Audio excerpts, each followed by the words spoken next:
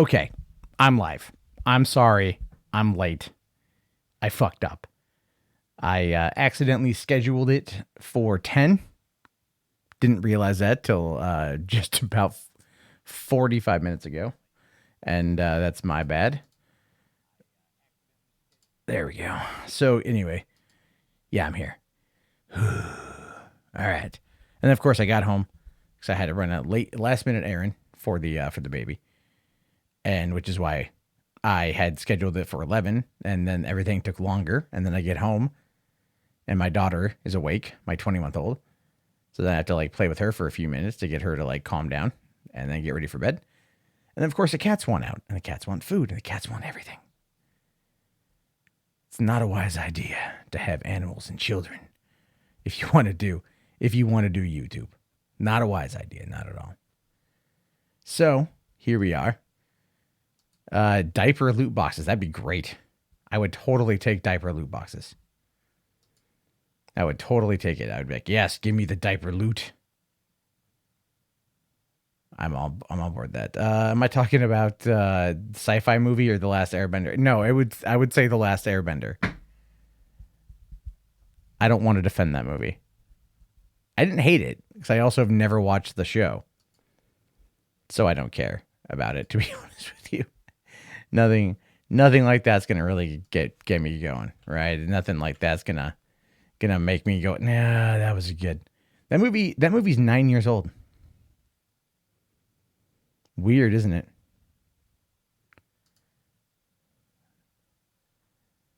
Weird. Fucking 9 years. It's crazy, man. It's a super crazy movie. It's the fact that it is a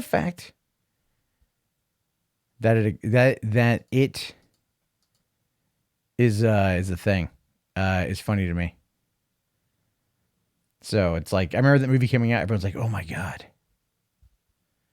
What are we gonna do? Everyone's like in this fucking last, because it did 70 million its opening weekend. It did the whole thing in its opening weekend.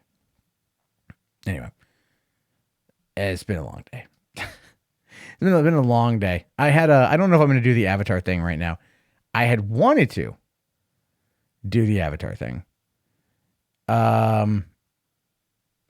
So, I think it'd be really fun to me to defend movies that a lot of people are very vehemently against, with the exception of The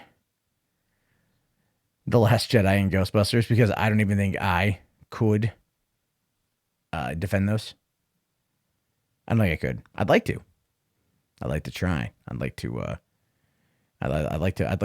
see if I could. So anyway, yeah. So we can talk. Let me just open up. If you guys want to call in, I'm taking calls. Just got a call can't call from a blocked number or a unlisted number, and we will we'll chat. There's a number right there if you guys will call in if you want. Because I'm so late tonight, whatever I had planned, I did not get the chance to prep. So, all right.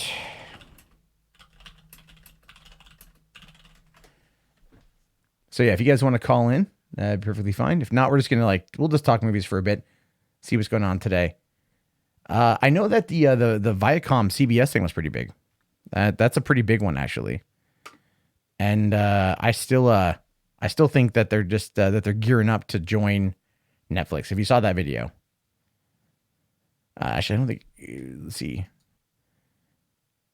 It kind of slowed down. I posted so late in the day, unfortunately. I posted later than I wanted to. All right, we got a call coming in. Hey, how's it going? Yo. Who am I speaking with? Speaking to one of your subscribers. All right, well, what's your name? My name is Jeffrey. What's going on, Jeffrey? How you doing tonight? Doing great. Cool. So what's on your mind? What you want to talk about? What are we talking about? We talking about Avatar?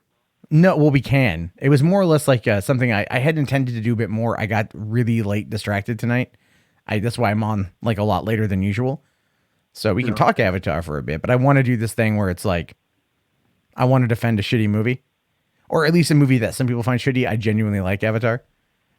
Because I got into it last week with a guy about Game of Thrones. Like, it was just like this really interesting conversation. And I like, I should do more of those. Because yeah, you gotta Game of Thrones, man. There's no defending that season 8. I can understand. I can defend season 8. 6. I can defend season 8. Yeah. Oh yeah. You can't. You totally can. Totally can. No, you can't. Yeah. You can defend why it was, but you can't defend what it actually happened to be.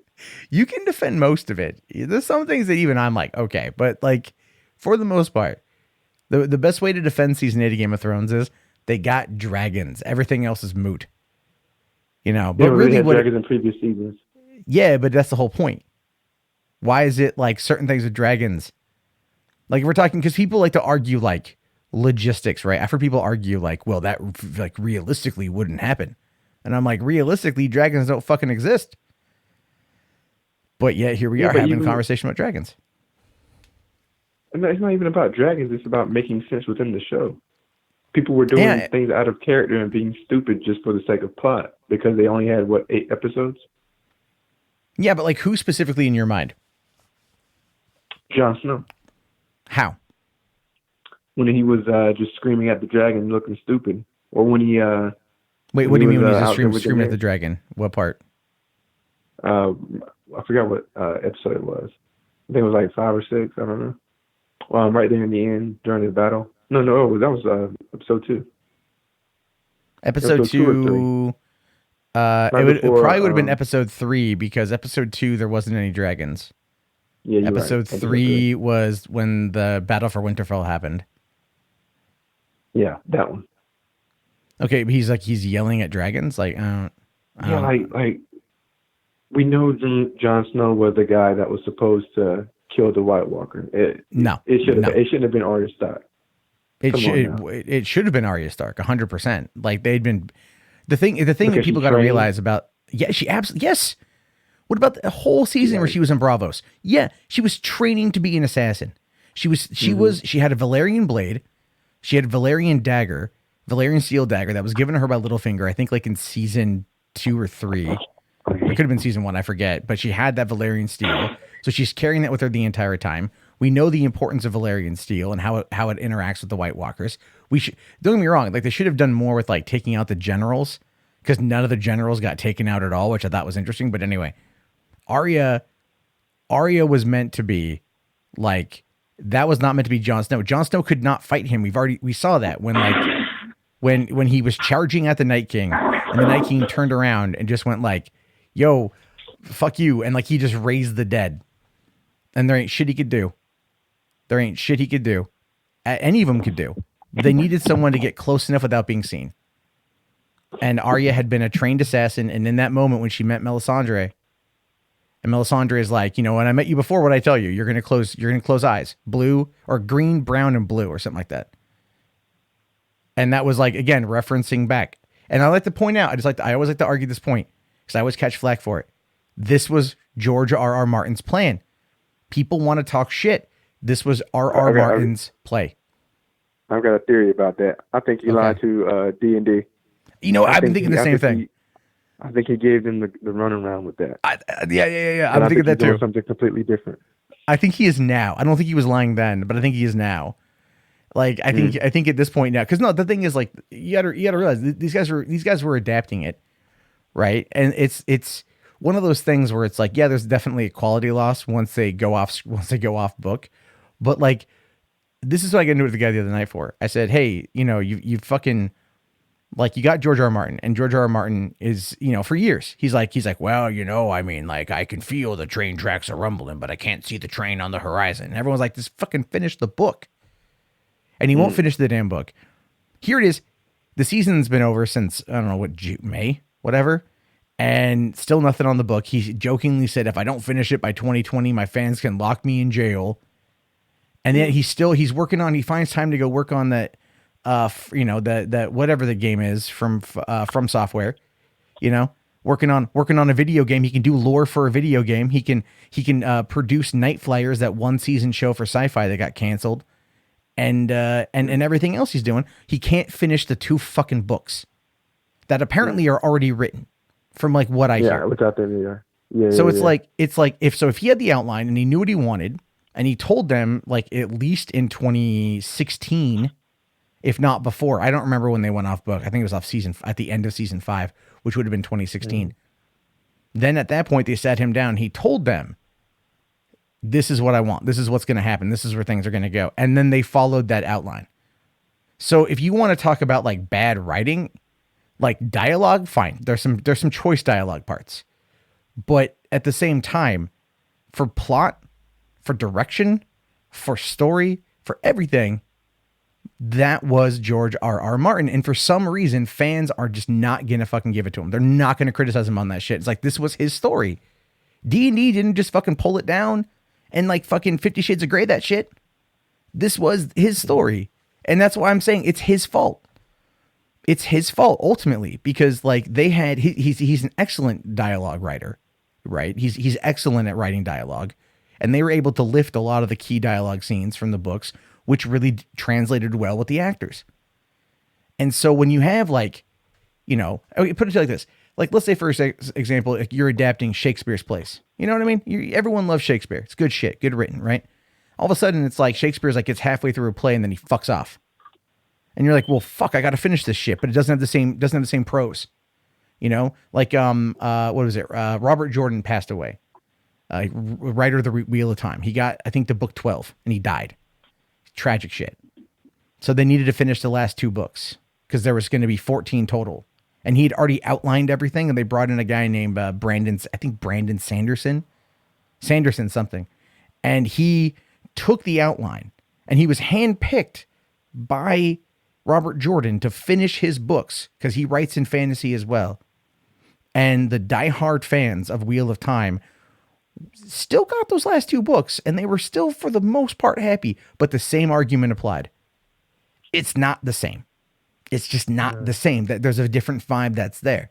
And that's what I'm talking about here, is like no one wants to put it on the fact. If George R. R. Martin would have died, it would be a different story. He's alive, but he's doing other shit. But here's the thing. So what's your theory to why it was so short? If they knew back in 2016 what the story was, were they public for Star Wars? No, I don't think that was the case. People like to make that up. I don't think that's the case, because like that's not how Hollywood works. You know, that's not. It's not how Hollywood works. They don't just like plan this shit and then, you know, like over a weekend. I mean, sometimes that happens, but for the most part with these shows, because they're massive undertakings. Look at it like this. You said possibly they had the story since 2016, right? Possibly. Yeah, but they're also building it. They also have to contain it. So, and you're also looking at budgetary concerns, and you're looking at how long it takes to finish the VFX. You're looking at a lot. There's a lot of pieces. Okay, here's what I want you to do. They would have given them the bag, though, Matt. Come on, though. No. They would have given. HBO would have given them everything. I'm sure HBO gave them a lot. And if you go and you look at what went into the bells to that episode, there's a 40-minute behind the scenes documentary that they released the day after. Watch that. Watch that episode. That's fucking insane what they did. I mean, like the sets that they built, the VFX that went in there, the fucking pyrotechnics, the stuntmen that were legitimately on fire, all the extras, all the destruction, following all the main characters, the fact that they were just, they did so much that you have to look at what they did and then also apply that, I think. And this is for me, and I'll be honest, I've worked on movies. So like I have a different viewpoint, like I like to see how they make shit. And I think that adds to the aesthetic. The aesthetic was wonderful all the way through. Yeah, there were some character things. Like, why is it that only like Theon and fucking Jorah died in the battle for, Winterfell? Well, there was also like there was like the one Mormont chick, the badass one, and then like the last guy from the Night's Watch, but you don't really care about them. But as for main characters, you're like, you've got Brienne, and you've got Jaime and Paldrick, and they're all just like up against the wall fighting the undead for like what feels like fucking 48 hours. Forever. And then at the end there's like, oh hey, we're alive. Like, oh hey, look, there's Tormund. It's like there's moments. I mean, but then again, They got fucking flying dragons, right? So you got it's a fantasy story. People are No, going to survive. no. People are going to survive some shit. And that's how I viewed that. Like, again, it's like I think what it is we wanted more people to die because the first couple seasons of Game of Thrones felt like a character death could be around the corner at any fucking time. And it felt like maybe in this season, there were a lot of characters that were just surviving. And ultimately, like, I don't really have a big issue with that as much as other people do because these are fantasy novels and the characters have to be around. And once you have your set character, because even George said himself, when, he's like, there's characters in the book that are dead that were alive in the show. And there's characters that are dead in the show that are alive in the book. And then there's characters that simply just don't exist in the show, but are alive in the book. And he's working from that perspective. But what it is that he gave them was this core story with this core path with these core people. And that's what got him to the finish point. Now, there, like I said, it's not like the best thing in the world, but I was, when it was over, I sat back and I looked at my dad and, I don't think he enjoyed it as much as I did. And I looked at it, I thought it was just fine. I had fun with it. At the end of the day, I was satisfied with the way it ended. I would have written it differently, as I would write most things differently. But looking at the technical achievements of what they did, I mean, just look at the Battle for Winterfell. It was 55 days they shot that thing at night. 55 days. Almost 2 whole months of nighttime shooting, being up at like 5 p.m., staying up till 8 a.m. That fucks with your psyche too, by the way. And these people did that shit and they put all this work into it. And just to sit there and go, well, this character zigged when he should have zagged. Fuck the whole goddamn thing. Nah, fuck that. I don't stand by that ever. No. No, I appreciate the filmmaking. I appreciate the making behind the show. No doubt about that. The VFX and all that. That's fine, but it can't be defended, bro. The writing, like I said, Jon Snow. What was his whole goal? He came back from the dead for what? What did he do exactly?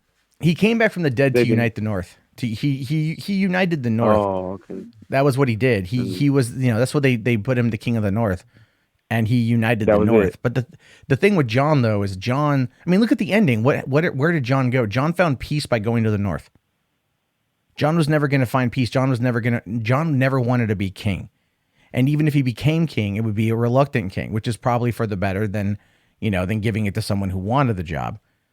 But the whole Bran, I do feel Bran, like when Bran said like that, oh, why do you think I traveled this far? I came all this way. Come on, yeah. I audibly said, oh, fuck you.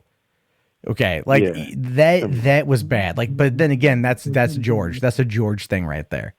Cause he was still an executive producer on the show. So he still probably got access to everything. He just got lazy. I think he got lazy and then the story got lazy. How about that? But I think to put it all on Dan and Dave, you can't always polish a turd, And so I'm curious to see like what they're going to do with Star Wars. And what I tell you, what I'm really curious for is this prequel series for Game of Thrones, because it's Jane Goldman is writing it and she's showrunning it. And she Who is that? What does she do? She's a frequent collaborator with Matthew Vaughn. So she co-wrote Kick-Ass. The actor Matthew Vaughn? No, the director Matthew okay. Vaughn, who did Kick-Ass, the Kingsman movies, X-Men First Class. And also one of my personal favorites is Stardust, which is a Neil Gaiman novel adaptation, which is fucking fantastic. Do you have Netflix? Yeah. Watch it. It's on Netflix. Stardust. Trust me. Okay. It's got it's got Charlie Cox who played Daredevil as the main guy. Robert De Niro, Michelle Pfeiffer, Claire Danes. Solid film. Solid movie. But anyway, she's writing. Oops. Hold on a second. I'm getting like another phone call coming in. She's writing it, and then she's going to be producing it as well. Okay, I'll check that out. Hey, it's late on the East Coast, man. I'm gonna let you go. Nice talking to you. Yeah, you too, dude. Call in again, okay? All right, man. All right, peace. All right, whoever just called in, feel free to call in again. Although I have a feeling I know who it is, because I recognize the number. I think. Okay. Hey, what's going on? Yeah, Matt, I think you should show us your tax returns because I think you're being paid by HBO Oh, shut um, up, Lewis. for for liking Game of Thrones, and I think it's going to be very retelling because in your tax returns they're going to be those paychecks for shilling for HBO and Star Wars and Lionsgate and Sony, all those movie and studios that have direct deposits to Whatever, you dude. because dude, Whatever. you're like the weirdest YouTuber I've ever met that reports on movies. You actually like movies, I know, isn't and we that can't weird? have that, bro. That's We a weird cannot have thing. that. Yeah. That's a weird place to be for being a movie commentator on YouTube. I actually like what I talk about. That's Yeah, you wild should be shit. miserable at all times. Every time, yeah. Oops. So, All right. anyways, I'm working on making up some rumors for Star Wars tomorrow. So stay Real quick, tuned for that. whoever's calling in from the 619, I'll get to you in just a minute. Someone's calling in Oh, from the I'm sorry. 619. No, it's okay. So you're working on, yeah. I don't know if you guys saw, like, there's that whole rumor about like Lucas and like the merchandising thing. And, the more you think, like, at first you kind of go, I kind of get that. It makes a bit of sense. At first, you get that, right? And then you're like, yeah, I can see that happening. And then upon, like, I think any kind of critical thinking, you're like, no, that doesn't make any sense at all. Because I heard No, I something. don't think it makes sense. I was watching a Mr. H reviews video on the way home today, and he's talking about that. And he's like, the rumor is that they're only licensing the original trilogy from George Lucas. Like, they dropped 4.08 billion. They bought the whole damn thing. They bought the whole damn thing. And not only They did they may give them buy, points on merchandising though too. I mean, I don't doubt that, but I don't think they're avoiding showing original trilogy stuff. Just I don't to think they're giving them. avoid I think Bob Iger came in and bought him out, man. The whole thing. And I say that. entire. Yeah, because you got to remember in 2012, like what did George Lucas do in the beginning of 2012? It's a little movie. The beginning. Oh yeah, that Tuskegee Airmen. The thing. Tuskegee Airmen, Red Tails, which is bad. Yeah. But he put his heart and soul in that movie as a producer. He was going around all the shows like Daily Show and all the other nighttime talk shows, and he's like, this movie just it looks like it looks and it feels like it was shot in 1945, and just with better graphics. And he was really excited to tell the story. And then the movie came out and it just got panned by critics and by fans. I went and saw it opening weekend, and it wasn't like the worst thing I've ever seen, but it definitely wasn't good. It was a one-time watch for certain. And that's the thing is Lucas after that, 10 months later or 9 months later, bam, Star Wars is sold to fucking Disney, because this is the situation is that, at that point, he just was done.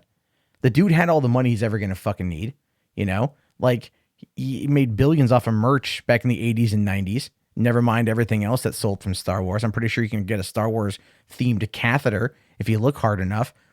And then he just got done with it. He was just done. He was done with the fanboys. He's done with the toxic culture. He's done with everyone treating him like he's shit.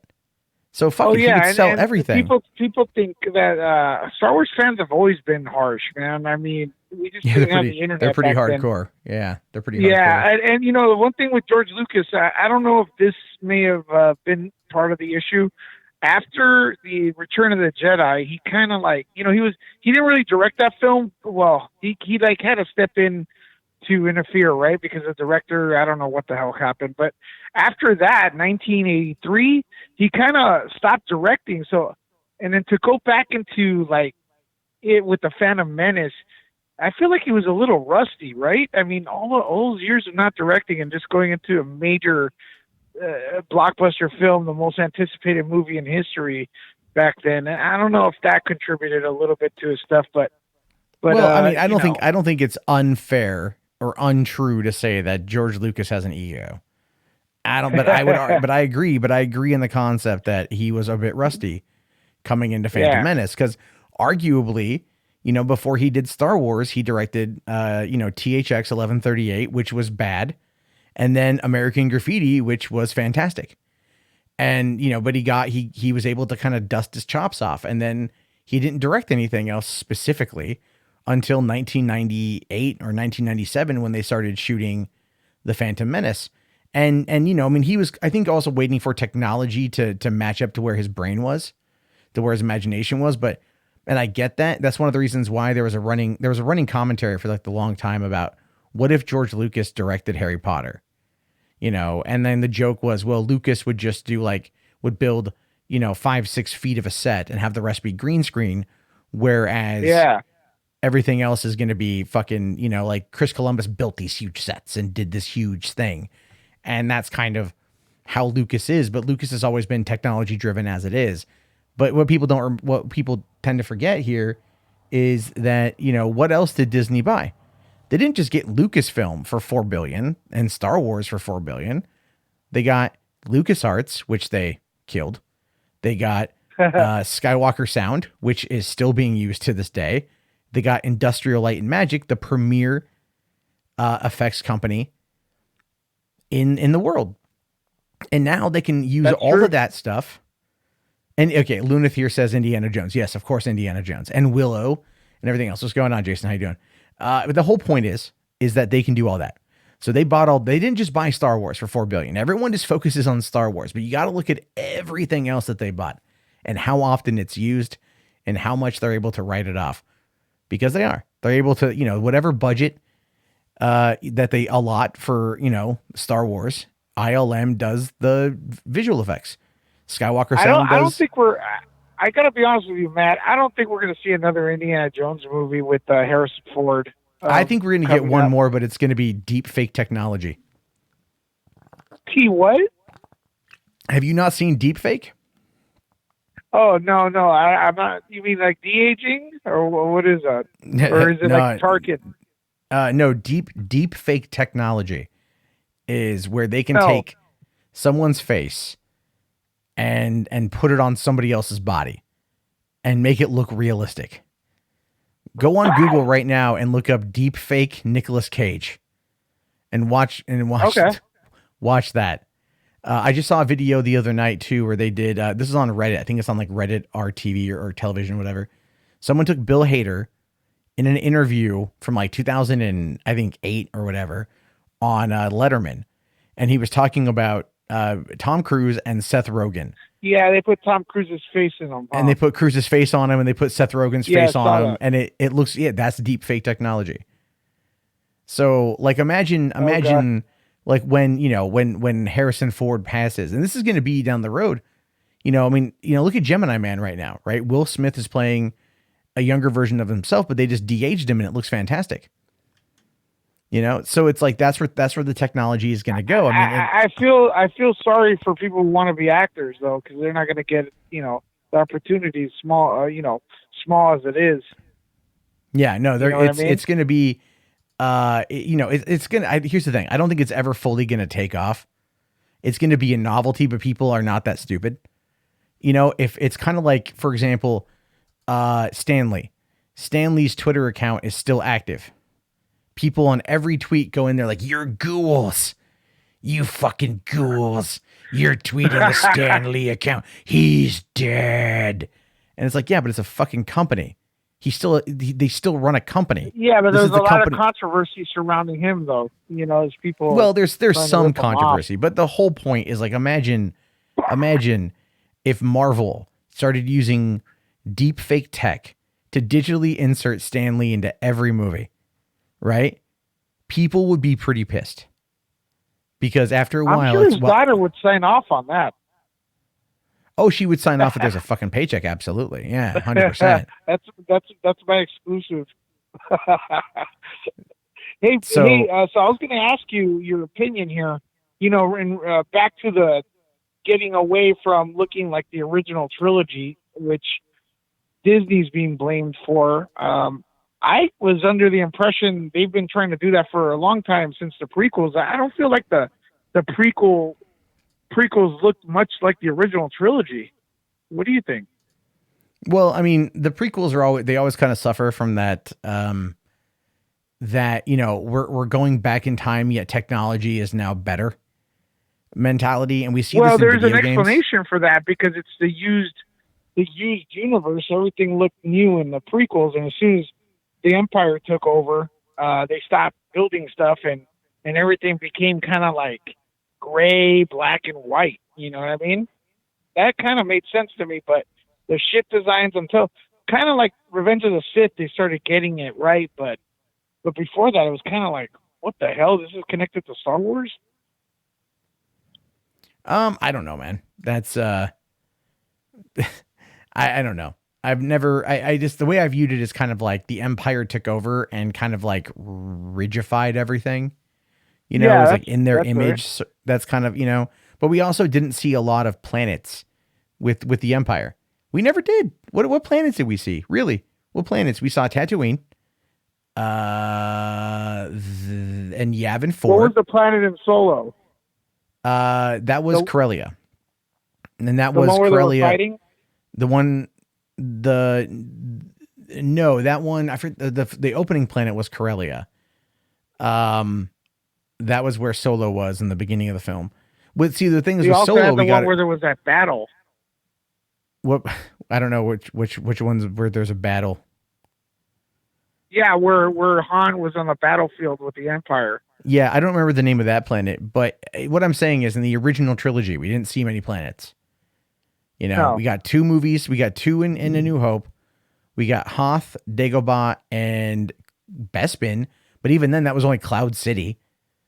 You know, and then in oh no, sorry, we got Tatooine. Yes, I Tatooine in Yavin 4. And then in Return of the Jedi, we got Tatooine and we got Endor. And that was it. Sorry, the moon of Endor. The moon. You know, that was all we got. Hey, everyone on the chat right there, I see someone mention that Revenge of the Sith is their favorite Star Wars movie. I want to see if your people right now could let us know what their favorite Star Wars movie is. If they could put that in the chat. Also, press like. There's a lot of people watching, and very few people pressing like. So get that like button up there, and also share the shit out of this. And I can say shit here, right, Matt? Yeah, I don't. It's called Hollywood After Dark for a reason.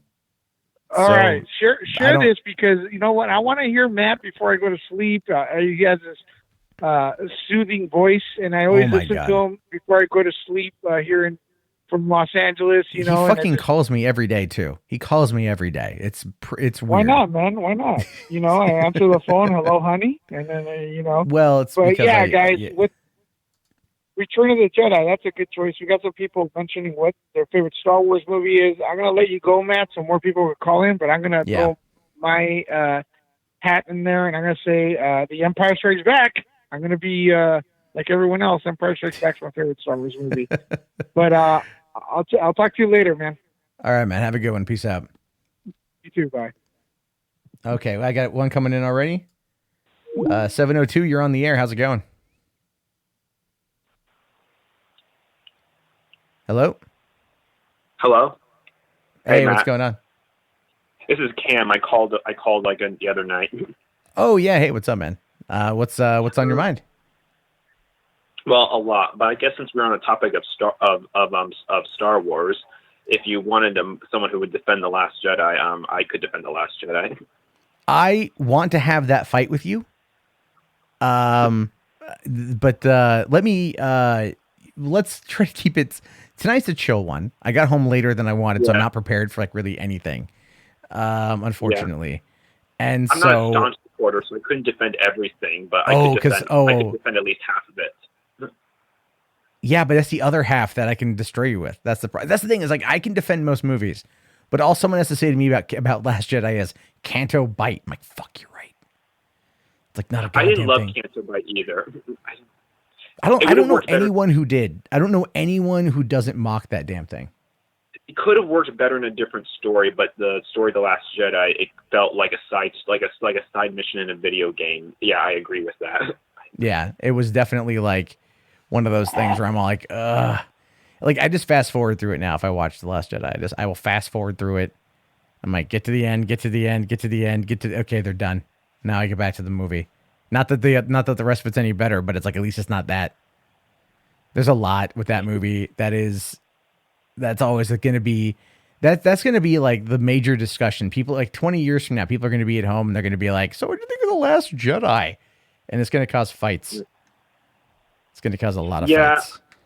I mean, I saw it 3 times in the theater, so it's not like a movie that I don't mind revisiting at all. Yeah. I saw it twice, and I was more apathetic to it the second time, but like since then, I just have trouble finishing it. I just have trouble finishing it. It's one of those things where like I will rewatch it before The Rise of Skywalker. I'll rewatch it. I'll rewatch Force Awakens. The Rise of Skywalker. You know, I'll rewatch everything before then. Obviously, I'll sit down with my kid and go, "Hey, let me show you Star Wars." You're 2 years old. You'll understand, right? Good, bad, fascism in space. Look, talking bears. I think my kid will be fucking. Actually, it's really funny today. I was at Target with my daughter, and there's these little like Sim Sum things or Tim Sum, whatever they're called. These little I don't know, little weird pill shaped plushy things. They look like suppositories, but they're not for your ass. And my daughter was like, they're for kids, but she was like grabbing for like the Star Wars ones, like just automatically grabbing for the Star Wars ones. She grabbed a Han Solo, grabbed a Grand Moff Tarkin. Surprised I had that. I'm like, why do you have a Peter Cushing thing here? And then I kind of wanted to buy it because it was really weird and unique. I didn't because they were expensive, but the whole point is like children like Star Wars. Yeah. So that's the thing. I think that's the thing. Yeah, I think that's going to be the biggest thing here is kids like Star Wars. You know, you gotta have to. That's where this next movie is gonna have to fucking live. Like that's why I like Solo so much. Solo, I felt like it was aimed for younger. It was aimed for a younger audience. You know, it was kind of aimed. Sorry, go ahead. No, it was like I liked it because it really feels like they took like one of those old Soul novels and adapted it straight to the screen, even though it's a mostly original story. It had the same like adventurous spirit that like A New Hope had or the original trilogy had. It felt like a movie that would have been released in the 80s. Like it just had like that. Yeah. I don't know, just had like that feel to it. It was just like a kind of carefree movie, whereas The Last Jedi was a lot heavier and more melancholy, and it wasn't as marketable, I think, is what the problem was. It was really long and it had a lot of periods where there weren't a lot of action sequences.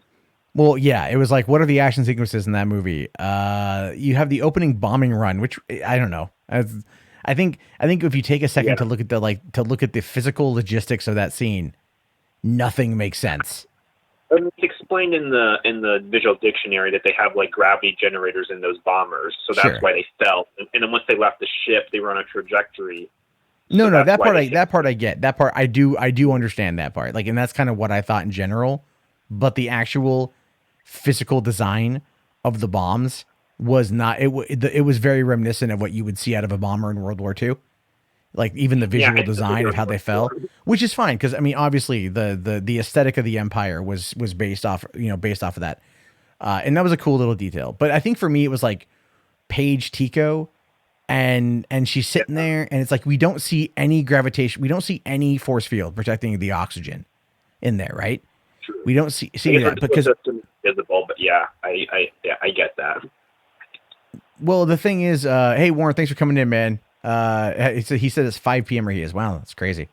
And then also 619, whoever's calling from 619, I will get to you in just a minute. I promise you. They've called like 4 times now, and I feel bad. No, it's all good. You had called in, then they had called in right away, and it's Anyway, but if you go back and you watch the opening of the Last Jedi, right when they're showing the bombing run, which I will say real quick as a positive note for the Last Jedi, John Williams' score is fucking fantastic. Oh, it's like amazing. Even made the prequels. The score in the prequels is amazing. All of his scores are great, but I have to say I actually randomly started a Last Jedi playlist one night, and it just kind of auto played the Last Jedi score, and I'm all like, wow, this is real fucking good, man. But anyway, but when they're making that run, we saw a guy that was in one of the bombers in like the midsection wearing a mask. Yeah. For oxygen, and then Paige Tico just crawls out of that the gunner seat in the bottom, and she's like, "I've got it." And then I think everyone's like, "Oh no, you're gonna kill the pretty sister." I guess it's like kind of like how air pilots, like how they have oxygen in their cockpits, but they wear the mask, and just in case there's a pressure breach or something like that. It could have been It could have been just in case, but that's what I assumed. But with The Last Jedi, the 3 big things that most people had problems with, which were Luke's characterization, the true identity of Rey's parentage, and Snoke's death. I actually was fine with all three of those. I think Luke's death bothered me. Because when he died in the movie, a little bit, but just because I'm selfish and I want to see him in 9. That's the whole point. Is like he was always supposed to be in 9, and if you go and you look at, I don't know if you saw the video I did today on the what's it called? Did Kathleen Kennedy hire Ryan Johnson to destroy Star Wars? Because that's clearly not a clickbait headline. I didn't watch it, but I saw that and I was like, that sounds really far-fetched. That's the thing. Is like there's a rumor, and I talk about that and everything else. But there's the quote from Colin Trevorrow about episode 9, right? And he says, like, it was an honor to do this. It was an honor to work on this. And he goes, I got to tell my story to George Lucas, and I got to tell my story to Luke Skywalker. And that was like the stuff dreams are made of, basically. And I'm like, look at because he disagreed about how to handle Leia's fate or something like that. I'm sure that was a factor as well. I had heard because of Luke Skywalker, you know, they could have just killed Leia off in that scene. Yeah. They could have just killed Leia off. Really. I will agree that they should have set the story of the trilogy from the very beginning instead of giving it off to each director to tell their own thing. I do agree that should have been set up from the beginning. And that's more of what it is. That's more of what it is. It's like whether it was JJ, at least make it cohesive so it feels like a more of a through line rather than have it feel like a completely different like story from movie to movie. Well, that's the thing is I think with what Trevorrow was saying though is when he said I told this to Luke Skywalker, he didn't say Mark Hamill. You know, He said Luke Skywalker, which means he told his story for how to end Luke Skywalker's story to Luke Skywalker. That's what it was. If you want my honest opinion, I think that's what it is. I think that's what he told them. And I think that's what they wanted to do. At that point, he's like, well, I can't change it. Like, I mean, he's like, well, I have to change it, but I don't like it. And he maybe couldn't find a creative way to make it work because for some reason, Ryan Johnson was hell bent on all they had to do was just not fade Mark Hamill out. Just don't put on that fucking filter. Turn off that visual effect. Ryan did request that BB-8 be swapped out with R2-D2 at the end on Octo. It was supposed to be BB-8 and Chewbacca that came with Rey originally to Luke's island, but it was swapped out for R2-D2 the last second because Ryan requested to JJ that he needed R2 there for that scene in The Last Jedi where he shows Leia's recording. So yeah, it makes sense that it could have been requested of him to make one small change that at the very end of The Last Jedi as well. So yeah, that could have... Well, it's in my opinion, it's like this. If there was no plan for a third movie on Ryan Johnson's part, if there's literally no plan, if it was just a one and done situation, well, I wanted to take these characters where I felt it was the most interesting, but you kill off Luke fucking Skywalker? Like, I mean, no, literally, if I ever meet this guy, I just want to go, how fucking dare you? Like, who gave you the fucking authority? Well, I already know who gave him the fucking authority, but it's like, how dare you not have a plan in place, not have a plan, and then kill off this thing after Carrie Fisher had passed away, right? Knowing goddamn well where things were, and then not actually fucking just setting it up for like Luke reopened himself to the Force, and it was like a Force geyser through him that allowed him to doppelganger himself across the fucking galaxy, right? Like, you don't have to kill him. You didn't have to kill him. And even Mark Hamill was like, he's laid clues, I think. Well, why didn't his hand disappear? It was like playing Jake Skywalker. It wasn't, all of these things. Because Mark Hamill wasn't happy with it. And he's been I know. I still understood the direction they took him in because I actually theorized that Luke was going to be a grumpy old man long before The Last Jedi came out after I saw The Force Awakens. I thought that there's no way the Luke we knew in the original trilogy would have gone into exile. That wasn't the Luke that we know. The Luke, in order for him to do that to himself, he would have to have been a different person. So I had already formalized that in my head long before I saw the movie. So it didn't bother me as much. I'm not against him being a grumpy old man. Okay. Like, we got a bit of an understanding as to why. Like, he had he felt like, he had fucked up and he allowed his emotions to become clouded, and that can happen, especially when dealing with family. Right. Like, I get that. That was an interesting take. Fine. Cool beans. And so he went to Octo in order to basically maybe to meditate or to have patience, because that was the thing. Anakin was impulsive. Luke Skywalker is not impulsive, or he was impulsive as a young child. He's not impulsive now. Things are different. He's learned. He's the last Jedi. You know, this is his. You could have explained it like literally like a million other ways in order to make the character not come across like what we saw. And I don't understand how these movies that are effectively made by a committee, because that's what it is, you know, True. it can sit there. Kathleen Kennedy, the story group, probably Bob Iger, Alan Horn for definite. Anyone else who read this script and they were like, yeah, this is great, we should do this. Like, I didn't agree with the timing of his death, but I liked the manner in which he died, like where he died in front of the twin sons with the theme playing. I'll admit, it made me tear up a little bit in the end because it was a beautiful symmetry, but it would have probably been better for it to have been at the end of 9 rather in 8. It did feel premature. It felt like, it's like you're blowing your load too early. Like, what the fuck are you doing? Why are you blowing your load? This is like, because the thing is, like, and I was talking about this with Nerd Report earlier because he shot me. Like I said, he fucking calls me every day, and that's fine. We're friends, but we were talking tonight, and it's like he goes, "What's left for Star Wars?" He's like, "Really? What's left? What's the setup for the last movie?" You know, Rey's got the Jedi text. Okay, cool. Kylo's in charge. Okay, cool. The Resistance is in tatters. Okay, cool. But what else? Yeah. You know, like what else? What's that? You know, at the end of Empire, it's like, you know, Luke, I am your father. And it's like, oh fuck, man. Like, Jesus Christ, you know, people are trying to figure that shit out. Like, they're fucking talking about that shit. They're happy about that shit. They're so excited because, like, what this means for the finale is insane. You get to the prequels at the end of Clone Wars, right? At the end of Clone Wars, Palpatine has now assumed control of the Republic. They don't know he's Emperor, that he's Emperor, that he's Darth Sidious yet. Just that he's the Emperor and that he's taking over. The clones are going to be used for his bidding. We know what's coming.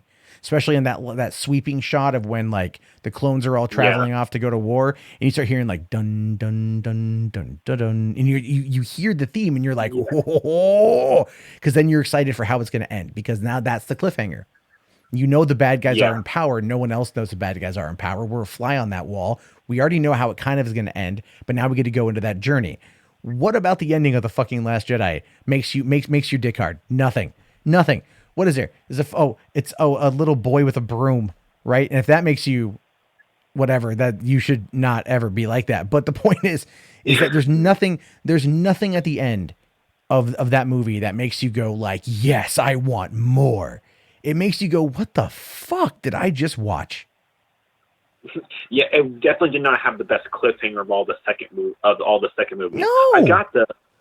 I got the idea behind the broom boy because anyone could have the Force. Because people forget that we watched the prequels, the over 10,000 Jedi that existed, none of them came from any special lineages except for Anakin. I guess they were all just born of the Force randomly and chosen to be taken by the Jedi Order. Which, by the way, the Jedi are kind of like a cult. They kidnap young kids and indoctrinate them into their ways, so they are never questioning. Especially when you watch the Clone Wars, you kind of realize how effed up they kind of are. And that's cool that they are. Like, that's fine that they are. You know, at any point in time, this is why Dave Filoni should write a fucking movie script. Oh yeah. Like, I don't get why. It's anyway. I'm happy The Mandalorian. Yeah. I'm excited for The Mandalorian. I can't wait to see what's going to happen with that. I know it's Favreau writing it, which I love Favreau as a writer. Filoni's directing the pilot. November 12th, we've got literally less than 3 months to go until it gets here. D23's in a couple days or a couple weeks. We're going to get the full trailer, not that leaked one that I've already watched like 100 fucking times. But I'm so happy for The Mandalorian. I think it's going to be so good, so great. And anyway, I do want to get to some other people that are calling in because I've gotten a couple that have been on hold. So I appreciate you calling in, man. But, you know, hey, we're doing this all the time. So, you know, this is always open to be called in. And there's also, if you want to talk more, I do have a Discord link. It's in the video description as well. So okay, I'll check that out. Right. Thanks a lot for calling in, man. Bye. All right, bye. 619, how you doing? Hey man, how you doing, bro? I'm doing good, man. What's your name? Louis, but you can call me Louis. Oh, Louis, what's up, man? So you're from I have to say, you're from the 619. Oh yeah, sorry about calling in so much. No, put no, my no, no, phone no. on for I used to live in Lakeside. Oh, really? Yeah, so Oh, that's sick, man. so 619. You know, I get it, man. I get it. That's why I was like, oh, Yeah, what I got part? you. Like, what part of town are you from? I'm from Chula Vista. Ah, yeah, it's better than fucking. Well, it's better than East County. I'll tell you that. Oh, okay. No, I've but really what's been up? to myself. You haven't been out to uh, East County? Nah, you're not missing much. It's hot. That's about it. yeah, I feel the most I've ever gone out is like Bonita. That's That about ain't it. far. I know, right? That's- That's exactly. I like this. I Well, like then again, it's like once you get to like La Mesa, you don't need to go any further in east. You're fine. You're good. this. Yeah, Just I stay feel in you, that bro. little bubble. No, I miss San Diego. I lived there for about 15 years. Oh, I've been here for like 10 years, so I'm almost at that level. Almost. Nice, man. Nice. So, what's on your mind tonight? You definitely been wanting to call on in, and I apologize for everything. So, No, what don't you worry thinking about about? Oh, it's because there was this one thing I found out like while I was just online today, which I heard nobody has been talking about it. Yet it's something that's big, but there is literally no media coverage about it. Like it's an upcoming film called Bloodshot. Like have you heard of anything about this? Isn't that the Vin Diesel one? Yes, the Vin Diesel one, like based on the Valiant comic series. Yeah, Oh, yeah. Yeah. Guy Pearce and Toby Kebbell, I think. Let's see. Oops. There's another. There we go. Sorry, there's another call that came in, so it's it always be pumped. I can't. Yeah. Anyway. Yeah. Bloodshot. Let me take a quick look here at the wiki. Yeah, I looked at Wiki, and it apparently says it's going to be like the first chapter of a Valiant cinematic universe, which is like the basis of what I'm talking to you about. Saying like is this going to be the norm now? Probably. Every single comic company going to take their stab into this lucrative ass franchise making. So this is the article that dropped today. Let's see here. Valiant Entertainment to launch new Rye series. Rye is a classic Valiant character with a great history and vast potential. Let's see here. So New York Times bestselling writer Dan Abnett, who wrote Guardians of the Galaxy, is launching Rye, an all-new ongoing series featuring Valiant's celebrated half-human, half-robot warrior who safeguards Earth in the 41st century, the company announced. Looks pretty cool. Let's see. In the new series, Rye must seek out and destroy all traces of his creator, the artificial intelligence called Father, so that he may never return to terrorize the survivors of the fallen New Japan and the inhabitants of Earth. So this dude is getting the fuck out of Dodge. I mean, like, do they have anything here? Okay, hold on. I'm trying to find. Yeah, that's the thing. Is anything. like there's like little to no information from what I looked up about this film, but it's like set on like movie schedule saying coming up for in January, no February, I think. February 21st. Yeah. Yeah. I mean, let's take a look here because Vin Diesel will have it on his wiki. I also find it strange since it's from a Valiant property, and Valiant Comics is, well, in the comic scene, like they're not exactly not unknown. Like they have left their mark here and there, but they're not exactly like a big company like say Marvel, DC, like anything like that. So I'm just wondering, will this movie have any chance to succeed, knowing that it's a relatively unknown property and it doesn't have any? Well, it's backed by. It. If I recall, this one's backed by Sony, and Sony's making. So that's the thing I don't quite get is, okay, all right. So I just brought up there we go. Bloodshot. Okay. Let's see, film. Okay, so according to, all right, so this is what it says on Wikipedia. All right, so in March 2012, it was announced that Columbia Pictures had acquired the film rights to various Valiant comic properties, including Bloodshot. The film entered development with Neil H. Moritz, who is one of the original producers of Fast and Furious. Mm-hmm. While Jeff Wadlow was hired to write the screenplay, he also wrote and directed Kick-Ass 2, by the way. Just so you guys have an idea for it. Which I actually really liked Kick-Ass 2, surprisingly. But he hasn't had a lot of luck since then. Okay, so by April 2015, Valiant Sony Pictures original film announced a 5-picture deal to bring Valiant superheroes to the big screen, with the first two films being Bloodshot Installment, and the next two would be of Harbinger. The last one would be a crossover of both comics called Harbinger Wars. So that's interesting. I haven't heard anything on Harbinger, though. Yeah, neither have I, honestly. Well, okay, so Harbinger is an American comic book series published by Valiant about a group of teenage superpowered outcasts known as Harbingers. So it's I thought you were talking about the Runaways. It's kind of like the Runaways, or it's kind of like, the original X-Men. So let's see here. So, all right, I'm just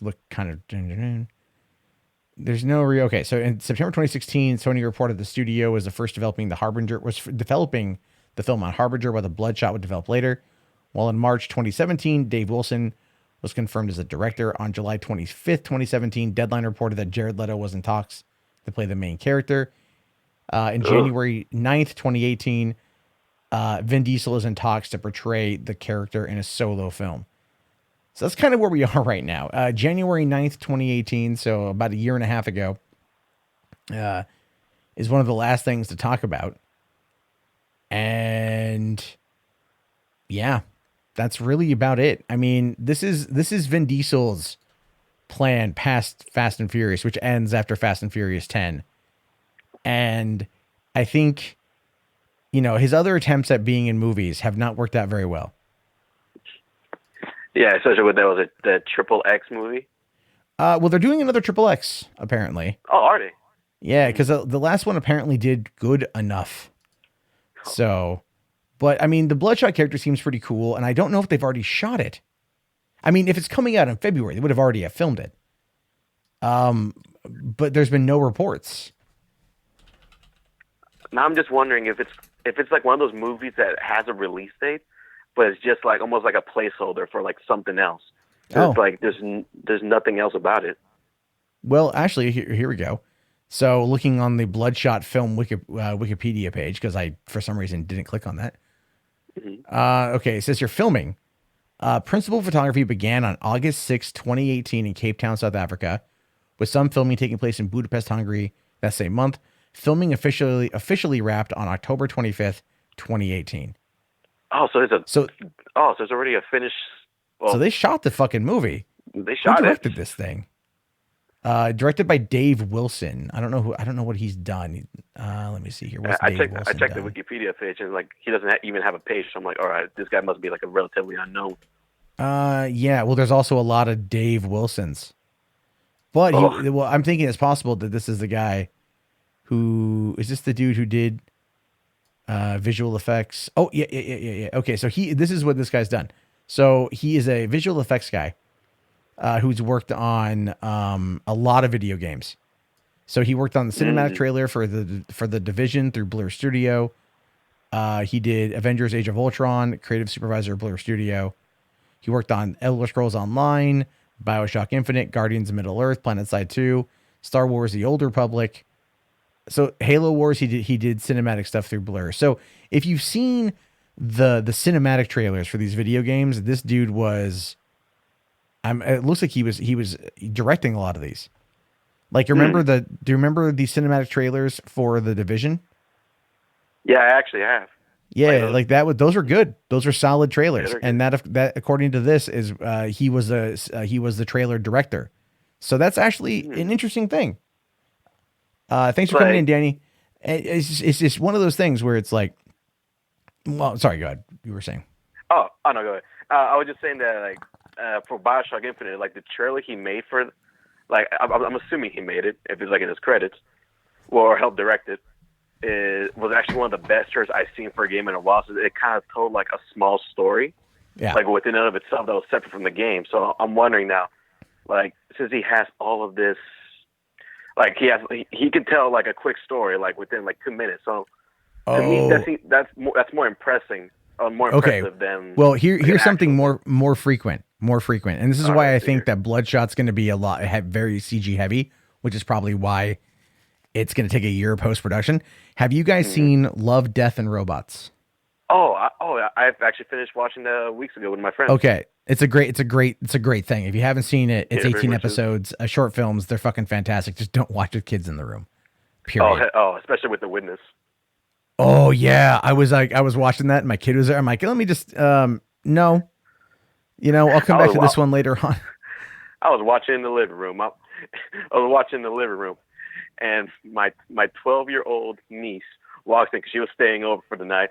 Walks in asking if she could get a glass of milk. So that's something she wants. And I'm here with my friends, and then it gets to the part where it was like in the strip club, where the one guy is in there, and then the woman starts stripping. I'm like, oh no! I literally yell at her, get back now. You should just have Ludacris just have Ludacris on standby. Get back. But okay, so anyway, Dave Wilson directed Sonny's Edge, which was the very first short. Oh, that was actually one of my favorites. All right, that was a good one. Yeah, now I'm more interested in this. Yeah, so the more I learn about Bloodshot, and now I kind of feel like I want to do a video talking about Bloodshot about the film because no one's talking about it. I think you should. I mean, Crab. Yeah, you'll be one of the first people to actually report on it. Yeah, well, there's usually not. It's kind of like hit or miss with these things. You know what I mean? So it's with these kind of videos because either no one's going to care right off the bat, which is usually the case. But wow, yeah, that's crazy, man. Because that was really good. That was actually I got my dad to watch that. Like I was talking to him after we were watching Game of Thrones, and I think it was after we watched the finale. And I was like, dude, check out Love, Death, and Robots because my nephews weren't at the house. He starts watching it, and it gets to the nude, and he's like, "Oh, this is how you." This is not right. I'm like, it's fine. So yeah, that's cool, man. That's a good talent then.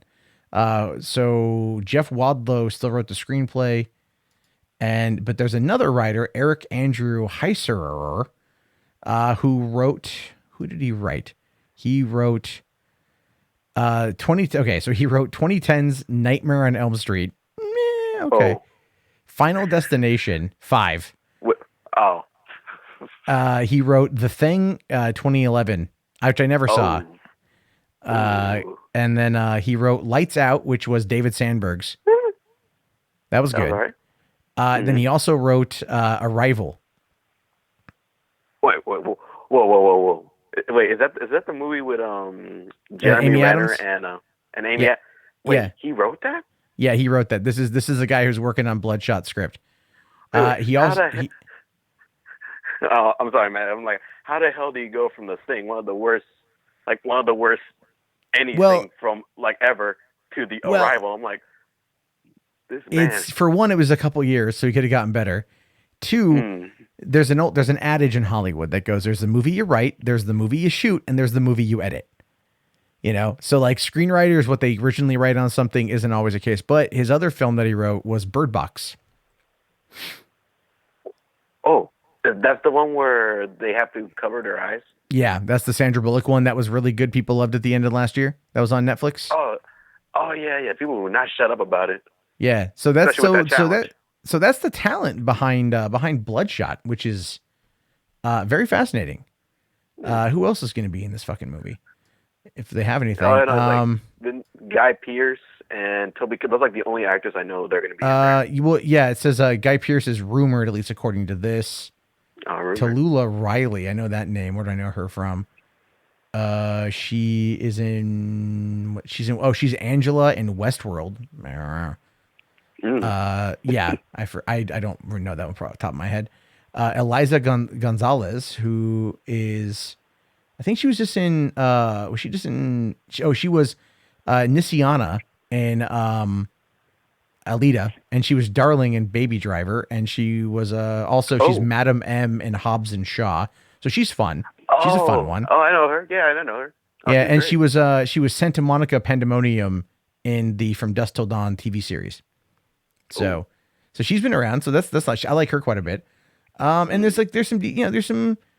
some what appears to be decent characters or decent actors here, and the storyline just says Ray Garrison, a slain mobster, is reanimated with superpowers. That's it.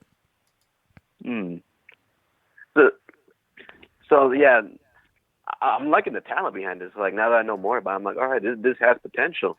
But I'm just wondering if, they're gonna have to find a way to entice people with this, because So, like I said, nobody really knows who Bloodshot is. Like only they need a hardcore good comic trailer people. is what they need. And I kind of feel like when it comes to emotionally captivating trailers centered around things you're not quite sure about, Dave Wilson might be maybe one of the best guys to have around. That kind of seems, you know, like a thing, because this guy has directed all these cinematic trailers, and if he can get a good trailer going, I think the hype is going to be through the fucking roof. To be fair, if you know, it's like this. Here's the thing too, with The Boys having just come out on Amazon and done really well, people really, really, really like it, and it's dark, it's gritty, it's violent, but it's really compelling. And that's what people are going to now. That's going to be the next big thing. People are going to want to see more of that. And so if this movie can portray itself as being that, whether or not it delivers is entirely a different story. But if it can portray itself as being that, then ultimately what we're going to be seeing here is a situation where a lot of people, I think, are going to be like very intrigued by it. And all you need to do is give them like 2 or 3 good trailers that don't give everything away, keep the mystery alive. And what they should do is work with, this might be tooting my own horn here, but like work with influencers, work with YouTubers to get the word out on this kind of shit as a way to like get their audiences interested in wanting to go see it. But it's up against something. If the first fucking February 2020 release dates, let me take a look here. And then I've been getting a couple other calls that have come in too. No, it's all good. It's all good. It's been a good conversation. Okay. So, according to firstshowing.net, in February, we've got Birds of Prey. That's going to come out. And then Peter Rabbit 2. February 14th, Valentine's Day, is The King's Man, which I really want to see. Sonic the Hedgehog. Then February 21st is going to be Bloodshot and Call of the Wild. Which is that? What the heck? Well, Sounds like Call of the Wild movie. is an old book. Yep. Okay. It's a Jack London. Yeah. It's a good book. You should check it. A sled dog struggles for survival in an Alaskan wild. That's a good story. It's just been made before, but they're bringing that out. And then the end of the month is going to be Bad Trip. I don't even know. It looks like it's Little Ray Howery and Tiffany Haddish for a prank movie. That's coming out the end of the month, and that's up against Fantasy fucking Island. What? Fantasy Island. Fantasy Island is a horror adaptation of the popular 70s TV show about a magical island resort. Funny thing. Yeah, it's a show. Jeff Wildlow, who co-wrote Bloodshot, or at least wrote an early draft of it, is directing Fantasy Island. Oh, is this his payback for like not getting the job or something? I don't know, man. It just to me that's pretty funny. That's pretty fucking funny in my opinion. So who knows what they're gonna do with Fantasy Island and make it a horror situation? It could be fun, it could be crazy. It could be some other stuff. But anyway, man, I'm gonna let you go. Get some people to call in. This has been a great section. This is what I love, by the way, guys. If you guys want to call and like we can geek out about upcoming films that we don't know about yet and learn it together, I think that's great. Just saying. Oh, that's great, man. Thanks for having me, dude. Hey, no, thanks, man. Thanks for being patient, and feel free to always call in again. All right, thank you very much, man. I'll see you later. All right, have a good one.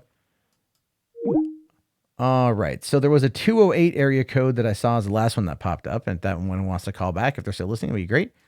In the meantime, I think that Bloodshot actually sounds pretty interesting. I think Vin Diesel needs a win, to be fair. And the story itself could be good with a good director and a good script. And it kind of feels like we're going to be getting a bit of that. So, in the Sonic movie, I know Sonic opens up a week prior, I know. Let's see here. Jesus says, have I watched the Banana Split trailer? I have. And I really want to see Banana Split. I think that's going to be great. When does that drop anyway? Hey, what's going on, Roman? How you doing, buddy? When does that drop? When does that one kick in? Because I have no freaking idea when. Let me Google that real quick. Because I'm at my computer, I might as well Google it. Banana Splits movie.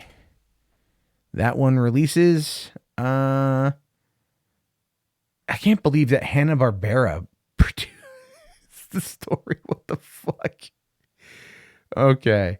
All right. Let's see. When does it actually come out? August. Wait, did it just come out? Oh, it just dropped this week. Holy shit. How did I not know that? How did I not know that? That's terrible. I feel like so much happens. I see that Godzilla King of the Monsters is available for digital. I mean, what I do is I'll take a look to see what movies get like leaked out there to know which one comes out. Like, so like when things come out, not that I'm like pirating or anything. I just like to, they have it usually, they're pretty better about what comes out than everybody else. But holy shit. Okay. So I got to watch, is it on, where can I download or where can I go watch Banana Splits? Not where can I download, where can I go watch it? Because I think that'd be pretty cool.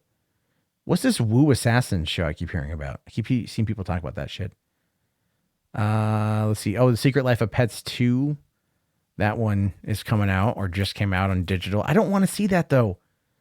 I didn't care for The Secret Life of Pets. It was so boring. No one cares about The Secret Life of Pets. It's I mean, they got rid of Louis C.K. and brought in Patton Oswalt. That's not an improvement.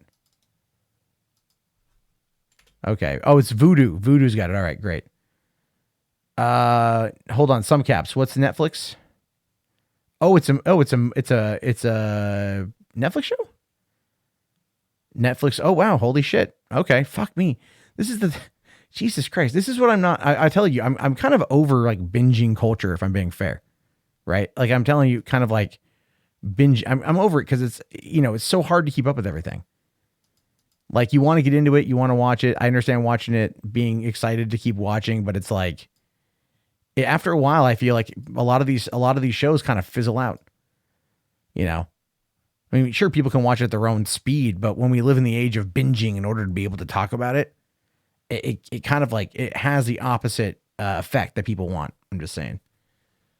So there's that. But anyway, the phone line is open. I did post the number in there if anyone else wants to call on in. Let's see. It's a luxury to binge. It is a luxury to binge. Yeah, sure. Thoughts on a film based on the Fables comics? Isn't that what was that one game that was on, what's it called? Telltale did that, right? Let's see. Looking at the Wikipedia page here, Fables is an American comic book series, and published by Vertigo, which is now gone, isn't it? Let's see. Okay. The series features various characters from fairy tales and folklore, referring to themselves as fables. Oh, okay. It looks pretty interesting. I think something like that would be pretty good. I know they definitely did. They did the video game, right? The video game one is The Wolf Among Us, right. And then there was like, they never did the sequel, and now Telltale is gone, which is so sad that Telltale is gone. Like it's just Pete Hawley. He was the final CEO of the company. He fucked it up. I think they overextended themselves but they made some seriously good shit. They made some seriously good stuff. And the fact that they're gone just shows you how volatile gaming is. Okay. MHot18 says the CBS Viacom merger is going to put put back the old Star Trek storytelling. No, I don't think it's going to put back the old Star Trek storytelling. I think it's going to bring back the Kelvin timeline. I'm telling you, man, that's what they're going to do. Not the game, the Fable comic. I haven't read the comic, but I can't, I mean, it looks cool. I'll have to read it. Let's see. Okay. Yvonne says, I remember about Banana Splits. I don't think it's the same thing, but the theme used in Kick-Ass of Hit Girl Various Kills.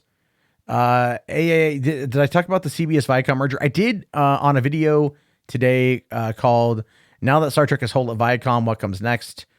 It's about the merger as well as what I believe the future of Star Trek's going to be, which is going to be Netflix, actually, on an international scale. I think I have a prediction. I think that Netflix is going to team up with Viacom to especially Paramount, where Netflix or where Viacom CBS now has all sorts of shows and movies through Paramount to put on streaming. And it's probably going to be in their best interest right now to work exclusively with Netflix, because Netflix is losing Warner's, it's losing Disney, and, you know, it's going to be losing, I think, even Universal. If there's anything on there that's Universal right now, I think there is some, but Universal is going to be getting its own thing. So they're going to be losing a lot. So Paramount teaming up with Netflix is going to have the best course of action to penetrate other markets digitally, because Netflix has the ability to penetrate markets, digitally speaking, whereas Paramount has the ability to penetrate markets through theatrical. And, you know, Netflix wants to start doing day and date releases for some of these movies. These movies, they fork out, you know, 125 million somewhere there for The Irishman, for a Scorsese film. And they're going to be putting it in limited run in theaters before it goes day and date on fucking Netflix. Right? Like, here's the thing is I got Netflix. I never get rid of Netflix. I think I'm a person for fucking life, but I'm going to sit there and, you know, I'd like to go see the goddamn Irishman on a big screen. For one, it's Scorsese, you know, so it's going to be shot for cinema. I mean, like, yeah, watching it on my 50-inch 4K is going to be awesome, but at the same time, it's like getting that full experience. It's going to be good. Now, granted, I did make the mistake of seeing Hugo in theaters, and that was a mistake I never fucking did again. So not everything Scorsese does is fantastic. That movie was god-awful terrible. But you know, I think they're going to have to, Netflix wants to get in the theaters, because theaters are effectively dying because of Netflix. So I think they see it as an opening market. And look at Fox, what Fox is doing with Disney right now. Or sorry, reverse that. What Disney's doing with Fox. Basically neutering their film slate, putting everything on hold outside of a couple things, and basically telling Fox to shape up or ship out. And if Fox doesn't do it, if the powers that be don't do it, Iger is just going to knock them down to the straight streaming movies. You know, like, oh, we're going to be remaking Home Alone, Cheaper by the Dozen, Diary of a Wimpy Kid, and Night at the Museum. We're going to be giving them low budgets, right? Let's say mid-range, 50 to 75 million.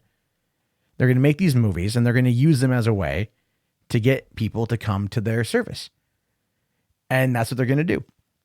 And the thing is, 10 years from now, who the fuck knows where movies are going to be 10 years from now? We have no idea. No one knows.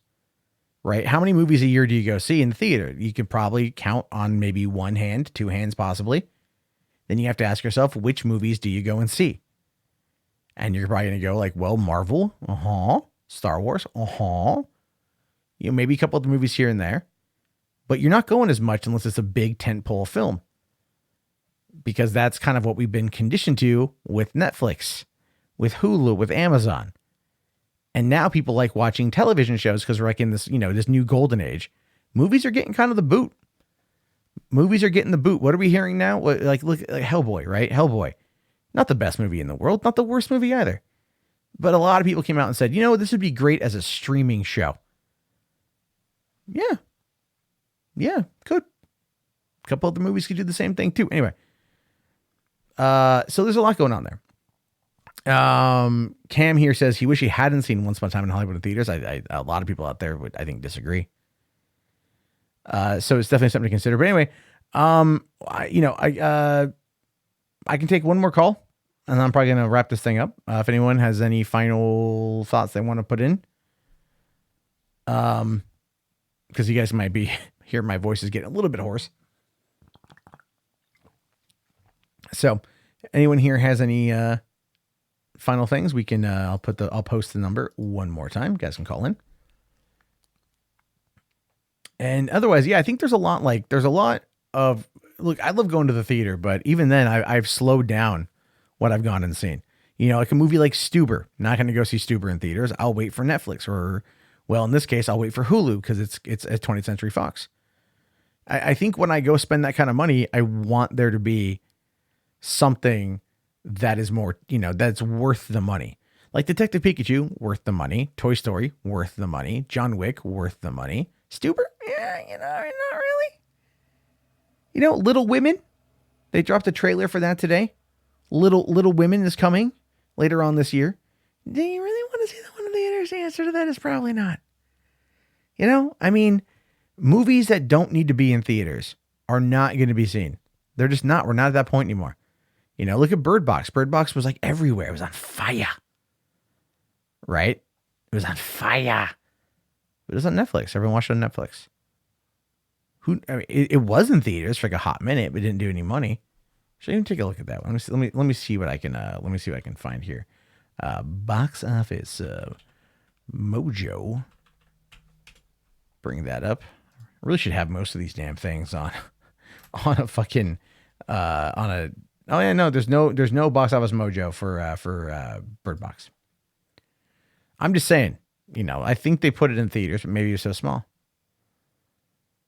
I think I haven't gone and seen Once Upon a Time in Hollywood yet. And it's not that I don't want to. I love Tarantino.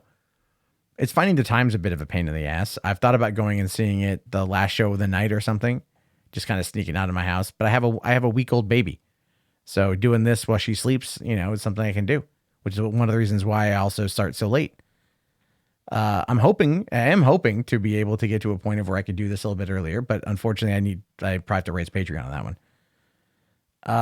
So it's one of those things where, you know, hey, we're working towards something together. But that being said, all right, if no one wants to, I need to set up the Discord that people could also call in through Discord as well, because I have the ability to do that. I just use Skype because I think it's easier. But if people like want to jump on Skype and then just find me on there, that's fine too. You guys could look me up under Mundane Matt. I'm on there. So there's other options. I just go with the phone. That's my problem. That's where I fuck things up. Anyway, okay, well, let's see here. Cam says that Once Upon a Time in Hollywood was boring and you almost fell asleep. I have heard that complaint from other people, man. So you are not the only one from what I hear, which is unfortunate because I think that it's Tarantino, and Tarantino does good things, but he ends up really just kind of, you know, he's a bit, to be fair, up his own ass. And I think a lot of people recognize that at this point. So, and that's all good. Okay. Where's that? Well, if nothing else, I think I'm just going to wrap it up then. So, nope, that's not a call. I was like, ooh, a call. Nope, not a call.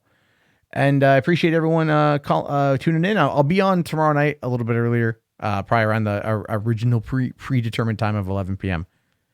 And I will talk to everyone then. Thank you again so much. You guys can always jump into the Discord. There's a link in the video description if you guys want to chat. I might jump in there in the if you guys want to jump in to actually chat. I will go on in there for a few minutes. I'll post a link right here. So there's that. Oh, Kick-Ass 3 and Scooby-Doo reboot. Kick-Ass 3 I'm 100% for. Although I don't think we're ever going to get it. I think what we're going to get is we're going to get a Kick-Ass reboot, which is going to be based on the new Kick-Ass comic that takes place in New Mexico. And it's got a retired servicewoman, African-American servicewoman, who takes up the mantle in New Mexico. Mark Millar wrote it. And I think, and I know Netflix bought all that stuff. So I have a feeling that's what we're going to see. And then Scooby-Doo, I don't know, man. I love the original. Like, I love the original. I think it's so fucking funny. And James Gunn wrote a great script. And Alexander Aja made a good movie. And it was funny. And I think it was very, very talented for the time. And especially Scooby-Doo being the bad guy was great. I don't really care much about a reboot, to be honest with you. Have I seen anything on the Chippendale movie? No, after doing the link's expired. Hold on, let me find a better link. I don't know why it expires. Hold on. Okay. Let's see here. Okay. There's a new link. And let me just update that. There we go. Okay, so it's Disney Plus. You know, I haven't heard anything about that. I would love them to do a Rescue Ranger movie. I know they've got that new Chippendale animated show that looks god awful. It looks terrible. I don't want to see none of that crap. But I'll definitely check out the rest of. I love Rescue Rangers. Here's the thing. I was telling this to Nerd Report tonight too. Disney Plus, bring back Disney Afternoons. Darkwing Duck, Chippendales. You know, fucking Tailspin, DuckTales, Gargoyles. What was that one? Bonkers, whatever that. Not that one. That was terrible. Goof Troop. Bring back Goof Troop. Not bring it back. Just bring them. Give me Gummy Bears. Give me the Gummy Bears show. I can watch with my kids. They're gonna love Gummy Bears. My daughters will love that stuff. That's what Disney Plus should be for. I kind of feel like they want to turn it into something that it's like not like a repository for shitty movies that they couldn't put out in theaters or on home video. And that's kind of where things are. Like, even though I do, like Blu-ray Therapy, which is a series where I go and I take a look at movies that have just come out, which you can go to the main page of this channel and then find a link to it. That's going to go away in a couple of years. And then there's going to be no more physical media. So at that point, it's going to be, hunting down stuff at garage sales and flea markets and stuff, which actually is usually the whole better thing to begin with. Okay, so on that note, I'm gonna call it. We've been on for just under an hour and a half, which is a good amount of time. Again, I appreciate everyone tuning in, calling in. Really, you guys, great conversations tonight. If you want to jump into the Discord, that is there, and I'll jump into that room for a few minutes. And all right, well, everyone, have yourself a great one, and I'll see you tomorrow.